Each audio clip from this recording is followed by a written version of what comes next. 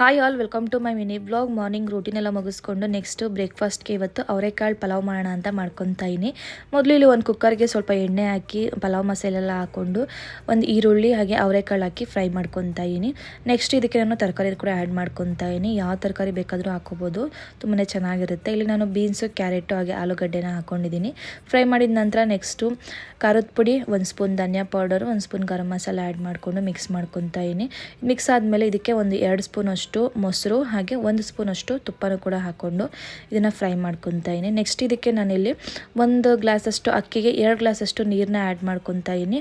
ಹಾಗೆ ಪುದೀನ, ಕೊತ್ತಂಬರಿ ಸೊಪ್ಪನ್ನು ಕೂಡ ಆ್ಯಡ್ ಮಾಡಿಕೊಂಡು ಮಿಕ್ಸ್ ಮಾಡಿ ರುಚಿಗೆ ತಕ್ಕಷ್ಟು ಉಪ್ಪು ಹಾಗೆ ಸ್ವಲ್ಪ ನಿಂಬೆ ರಸನ ಲಾಸ್ಟಲ್ಲಿ ಆ್ಯಡ್ ಮಾಡಿ ಕುಕ್ಕರ್ ವಿಸಿಲ್ ಮುಚ್ಚಿದ್ರೆ 1 ವಿಸಿಲ್ ಕೂಗಿದ್ರೆ ಸಾಕು, ರೆಡಿ ಆಗುತ್ತೆ. ಸಕ್ಕ ಟೇಸ್ಟಿಯಾಗಿರುತ್ತೆ ಅವರೆಕಾಳು ಪಲಾವು, ಟ್ರೈ ಮಾಡಿ. ನೆಕ್ಸ್ಟು ಪೂಜೆ ಮಾಡ್ಕೋಬೇಕಾಗಿತ್ತು. ಪೂಜೆಗೆಲ್ಲನೂ ಕೂಡ ರೆಡಿ ಮಾಡಿಕೊಂಡು ಪೂಜೆನೂ ಕೂಡ ಮುಗಿಸ್ಕೊಂಡೆ. ಇವತ್ತಿನ ವ್ಲಾಗ್ ಇದಾಗಿತ್ತು. ಐ ಹೋಪ್ ನಿಮ್ಗೆ ಇಷ್ಟ ಆಗಿದೆ ಅನ್ಕೊತೀನಿ.